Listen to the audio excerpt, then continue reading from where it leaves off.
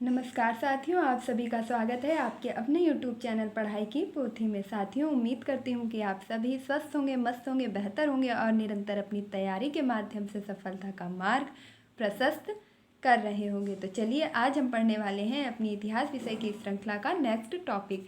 UP triple SC PAT में आपके 5 अंक के जो प्रश्न बनने वाले हैं वह इतिहास विषय से बनने वाले हैं, जो आपका भारतीय इतिहास में आपके जो टॉपिक्स दिए गए हैं, जैसे सिंधु घाटी सभ्यता, वैदिक सभ्यता, बौद्ध धर्म, जैन धर्म, मौर्य सम्राट अशोक और इसके साथ साथ गुप्त वंश, समुद्रगुप्त और चंद्रगुप्त, कुमारगुप्त, इन सभी के बारे में हम डिटेलिंग वीडियो पहले ही प्रोवाइड कर चुके हैं। आप चैनल की प्लेलिस्ट में जा करके ज़रूर देख लीजिएगा। आज हम पढ़ेंगे अपना नेक्स्ट टॉपिक, जो कि संबंधित है हर्षवर्धन से। तो आज हम हर्षवर्धन के बारे में पढ़ेंगे और इसके बाद आपके बहुत ही कम टॉपिक्स बचे हैं, जिन्हें भी बहुत जल्दी ही जो है कंप्लीट करवा दिया जाएगा। इस प्रकार आपकी पूरी कंप्लीट एक प्लेलिस्ट तैयार कर दी जाएगी भारतीय इतिहास की। ये सारे आपके प्लेलिस्ट में वीडियो पहले से अवेलेबल हैं, तो इन्हें ज़रूर देखिएगा।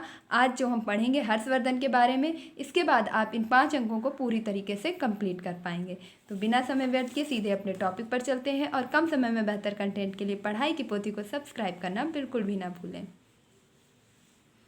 देखिए, जो हम हर्षवर्धन के बारे में पढ़ते हैं, सबसे पहले तो यही जान लेते हैं कि हर्षवर्धन का संबंध किस वंश से था। तो हर्षवर्धन का संबंध था आपका पुष्यभूति वंश से। अब हम जानेंगे कि गुप्त वंश के पतन के बाद हरियाणा के अंबाला जिले के थानेश्वर नामक स्थान पर नरवर्धन के द्वारा पुष्यभूति वंश की स्थापना की गई। देखिए, जो आपके हर्षवर्धन लिखा गया है टॉपिक, तो हर्षवर्धन का मतलब सिर्फ यह नहीं है कि हर्षवर्धन कौन था, कहाँ से आया था, उसकी सारी पृष्ठभूमि को आपको पढ़ना ज़रूरी बन जाता है कि हर्षवर्धन का संबंध किस वंश से था, हर्षवर्धन किसके स्थान पर आया था, हर्षवर्धन के बाद कौन रहा और हर्षवर्धन ने क्या क्या कार्य किए, इन सभी चीज़ों को आपको जानना ज़रूरी है। तो सबसे पहले तो हर्षवर्धन के बारे में जानने से पहले यह जानेंगे कि हरियाणा के अंबाला जिले के थानेश्वर नामक स्थान पर नरवर्धन के द्वारा पुष्यभूति वंश की स्थापना की गई थी। क्यों? क्योंकि पुष्यभूति वंश के अंतर्गत ही आपके हर्षवर्धन का वर्णन मिलता है। नेक्स्ट हम देखेंगे पुष्यभूति वंश का शक्तिशाली शासक था। तो पुष्यभूति वंश का जो शक्तिशाली शासक था वह था आपका प्रभाकर वर्धन। नेक्स्ट प्रश्न है आपका, प्रभाकर वर्धन के बाद राज्यवर्धन गद्दी पर बैठा, जिसकी हत्या शशांक यानी कि गौड़ शासक के द्वारा कर दी गई थी। तो सबसे पहले तो जानेंगे कि पुष्यभूति वंश की स्थापना किसके द्वारा की गई? नरवर्धन के द्वारा। इस वंश का सबसे शक्तिशाली शासक कौन हुआ? प्रभाकर वर्धन। इसके बाद राजगद्दी पर कौन बैठा? राज्यवर्धन। राज्यवर्धन के बाद 606 ईस्वी में 16 वर्ष की आयु में आपके हर्षवर्धन गद्दी पर बैठा। तो अब यहाँ से कहानी जो स्टार्ट होगी वह स्टार्ट होगी हर्षवर्धन की। देखिए, ये हैंड रिटन नोट्स आपके बहुत ही महत्वपूर्ण है, क्योंकि यहाँ पर कई चीज़ों का अध्ययन करने के बाद जो निचोड़ है आपके लिए वह लाया गया है। तो राज्यवर्धन के बाद गद्दी पर 606 ईस्वी में 16 वर्ष की अवस्था में हर्षवर्धन बैठा था। प्रश्न यहाँ से 3 से 4 निकलेंगे कि हर्षवर्धन राजगद्दी पर किस ईस्वी में बैठा? 606 ईस्वी में। हर्षवर्धन गद्दी पर बैठने समय उसकी आयु क्या थी? तो 16 वर्ष थी। हर्षवर्धन किसके स्थान पर राजगद्दी पर बैठा? तो राजवर्धन के बाद।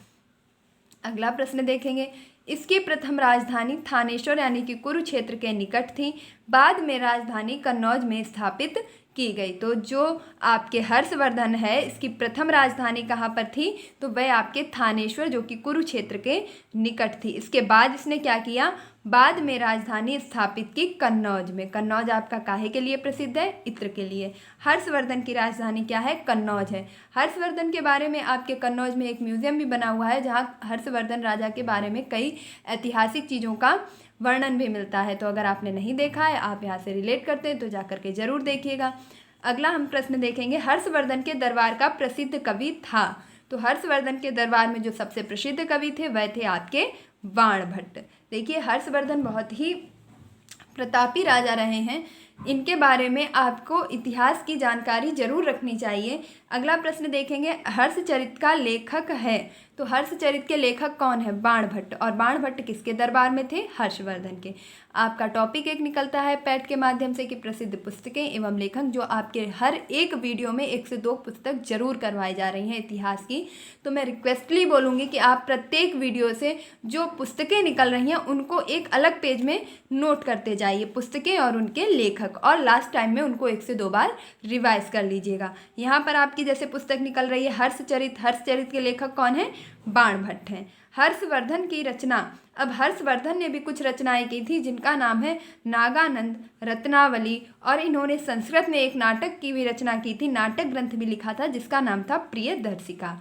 प्रश्न आपसे पूछा जाएगा कि प्रियदर्शिका संस्कृत नाटक ग्रंथ के रचनाकार हैं, कौन है? हर्षवर्धन। नागानंद रत्नावली रचना के रचनाकार हैं हर्षवर्धन। हर्षचरित के लेखक कौन है? तो बाणभट्ट। और इसके पहले मैंने चंद्रगुप्त वाले वीडियो में भी आपको कई सारी पुस्तकें करवाई थी, जैसे आर्यभट्टियम, सूर्य सिद्धांत, ये किसकी पुस्तक है? आर्यभट्ट की हैं। बुद्ध चरित्र, सौंदर्यालन, सूत्रालंकार, ये किसकी पुस्तकें हैं? अश्वघोष की हैं। अगला प्रश्न देखेंगे, हर्ष उपासक था, यानी कि जो हर्षवर्धन था वह किसका उपासक था?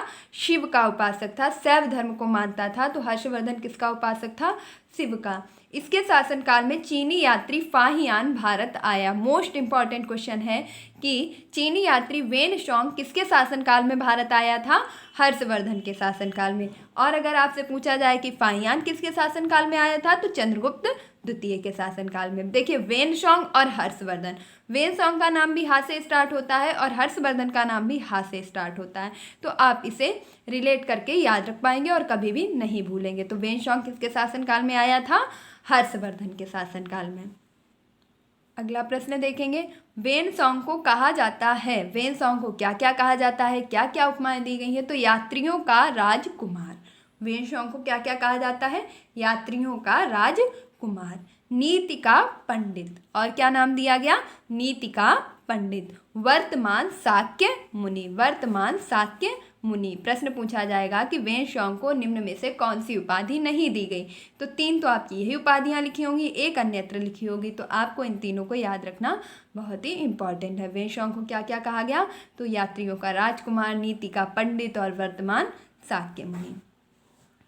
नेक्स्ट है, वेन सॉन्ग भारत आया। तो वेन सॉन्ग भारत क्यों आया था? तो वेन सॉन्ग भारत आया था नालंदा विश्वविद्यालय में पढ़ने, बौद्ध ग्रंथ संग्रह करने के उद्देश्य से। देखिए जो अपना भारत है यह प्राचीन समय से ही शिक्षा का केंद्र रहा है, और यहाँ पर नालंदा विश्वविद्यालय में पढ़ने के लिए सिर्फ चीन से ही नहीं अन्यत्र कई देशों से भी भारत में लोग भ्रमण के लिए आते रहे हैं और ज्ञान को प्राप्त करते रहे हैं। इसी श्रृंखला में आपके वेन सॉन्ग भी आया था, और वह क्यों आया था? तो वह बौद्ध ग्रंथ का संग्रह करने के उद्देश्य से भारत में आया था। अगला प्रश्न है आपका, हर्ष शिलादित्य के नाम से जाना जाता है। हर्ष से मतलब है आपका हर्षवर्धन, तो हर्षवर्धन को किस नाम से जाना जाता है? शिलादित्य के नाम से। सकलोत्तरापथनाथ हर्ष को कहा जाता है, इसकी एक और उपाधि है, और वह कौन सी है? तो सकलोत्तरापथनाथ। एक बार फिर बोलेंगे, सकलोत्तरापथनाथ के नाम से हर्षवर्धन को जाना जाता है। तो सकलोत्तरापथनाथ और शिलादित्य के नाम से किसे जाना जाता है? हर्षवर्धन को। हर्ष ने परम भट्टारक नरेश की उपाधि धारण की। देखिए, अब इसके कितने नाम हो चुके हैं? 3 नाम हो चुके हैं। तो हर्षवर्धन को किन किन नामों से जाना जाता था? जैसे शिलादित्य, सकलोत्तरापथनाथ, और इसने स्वयं ही परम भट्टारक नरेश की भी उपाधि धारण की थी। अगला प्रश्न देखेंगे, हर्ष को दक्षिण भारत के शासक पुलकेशिन द्वितीय, यानी कि चालुक्य वंश के जो पुलकेशिन द्वितीय थे दक्षिण भारत में, उन्होंने ताप्ती नदी के किनारे 630 ईस्वी में हराया था। प्रश्न आपसे कई बार पूछा जा चुका है कि हर्षवर्धन को किस शासक ने हराया था? तो पुलकेशिन द्वितीय ने। इसका संबंध किस वंश से था? चालुक्य वंश से। किस नदी पर हराया था? ताप्ती नदी पर। किस ईस्वी में हराया था? 630 ईस्वी में हराया था। तो उम्मीद करती हूँ कि अब ये सारे क्वेश्चंस आपसे बन पा रहे होंगे। देखिए, अगला प्रश्न देखते हैं, हर्ष प्रतिदिन भोजन कराता था। जो हर्षवर्धन था वह प्रतिदिन कितने लोगों को भोजन कराता था? तो वह प्रतिदिन 500 ब्राह्मणों और 1000 बौद्ध भिक्षुओं को भोजन कराता था। हर्षवर्धन क्या करता था? प्रतिदिन 500 ब्राह्मणों को और 1000 बौद्ध भिक्षुओं को भोजन कराता था। नेक्स्ट है आपका, हर्षवर्धन ने 643 ईस्वी में कन्नौज तथा प्रयाग में 2 विशाल धार्मिक सभाओं का आयोजन किया। यह प्रश्न आपसे हूबहू ऐसा ही क्वेश्चन पूछा जा चुका है, यही कि कन्नौज और प्रयाग में किसके द्वारा 2 धार्मिक सभाओं का विशाल आयोजन करवाया गया? तो किसके द्वारा? हर्षवर्धन के द्वारा। हर्ष द्वारा प्रयाग में आयोजित सभा को कहा गया। जो आपके हर्षवर्धन ने प्रयाग में सबसे विशाल सभा का आयोजन किया था, उसे किस नाम से जाना गया? तो उसे जाना गया था मोक्ष परिषद के नाम से। अगला प्रश्न देखेंगे, द्वितीय अशोक कहा जाता है? क्योंकि अशोक भी बहुत ही प्रतापी राजा रहा है, सम्राट अशोक। देखिए अशोक के नाम के आगे क्या लगता है? सम्राट अशोक। तो ऐसा शासक जिसने कई राजाओं को भी जीत लिया हो, तो राजा हो गए आपके शासक, शासकों को भी जीतने वाला आपका कहलाता है सम्राट। तो सम्राट अशोक जो आपके सबसे महान शासक रहे हैं। इसी प्रकार आपके द्वितीय अशोक यानी द्वितीय अशोक के नाम से भी किसे जाना जाता है? हर्षवर्धन को। अगला प्रश्न देखेंगे, कुंभ के मेले का शुभारंभ किया? तो जो ये आपका कुंभ का मेला लगता है, इस मेले का शुभारंभ किसके द्वारा किया गया था? हर्षवर्धन के द्वारा। हर्ष की मृत्यु के बाद कन्नौज का शासक कौन बना? तो जब हर्षवर्धन की मृत्यु हो गई थी, उसके बाद कन्नौज का शासक बना था यशोवर्मन। नेक्स्ट प्रश्न देखेंगे, वेनशोंग की रचना का नाम है? वेनशोंग जो कि बौद्ध धर्म की शिक्षा दीक्षा ग्रहण करने के लिए और बौद्ध धर्म का ग्रंथ का संग्रह करने के लिए, जिसे यात्रियों का राजकुमार, नीति का पंडित और वर्तमान शाक्य मुनि के नाम से जाना गया, इसने एक रचना की भारत में आकर के, भारत के ऊपर। यहाँ से उसने जो कुछ भी देखा, जो कुछ भी समझा, जो कुछ भी जाना यहाँ की संस्कृति के बारे में, बौद्ध धर्म के बारे में, उससे संबंधित उसने एक महत्वपूर्ण रचना की जिसका नाम रखा गया CU की। इसे चीनी भाषा में CU की नाम दिया गया। क्या नाम दिया गया? CU की। तो वेनशोंग की रचना का क्या नाम है? CU की। नेक्स्ट देखेंगे, हर्ष के समय मथुरा सूती वस्त्रों के निर्माण के लिए प्रसिद्ध था। जो मथुरा है आपका, यह सूती वस्त्रों का केंद्र हुआ करता था, सूती वस्त्रों के निर्माण के लिए सर्वाधिक प्रसिद्ध हुआ करता था। किसके शासनकाल में? तो हर्षवर्धन के शासनकाल में। भारत का अंतिम हिंदू सम्राट हर्ष को कहा जाता है। जो भारत का सबसे अंतिम महान सम्राट हुआ, हिंदू सम्राट, वह आपका हुआ हर्षवर्धन। तो उम्मीद करती हूँ कि हर्षवर्धन से जितने भी प्रश्न निकल सकते थे वह सब आपको करवा दिए गए हैं। देखिए अभी पूरा 12 मिनट कंप्लीट भी नहीं हुआ है और आपने हर्षवर्धन से बनने वाले सभी क्वेश्चंस को जो है कंप्लीट कर लिया है।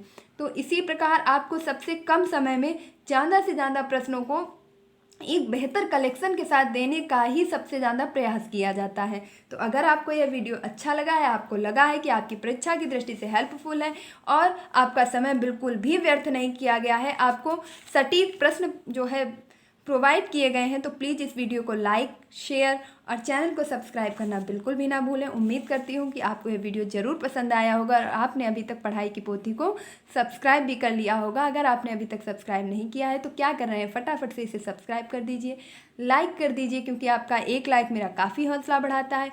और अपने फ्रेंड्स में इसे शेयर जरूर कीजिएगा। आप एक लोग कम से कम 4 लोगों को तो शेयर कर ही सकते हैं। और मिलती हूँ अपने नेक्स्ट वीडियो में इसका अगला टॉपिक लेकर के। तब तक के लिए आप वीडियो को देखिए, एंजॉय कीजिए, शेयर कीजिए, लाइक कीजिए और चैनल को सब्सक्राइब कीजिए। खुश रहिए, मस्त रहिए, पढ़ाई में निरंतरता बनाए रखिए, अपने माता पिता गुरुजनों का सम्मान कीजिए। धन्यवाद।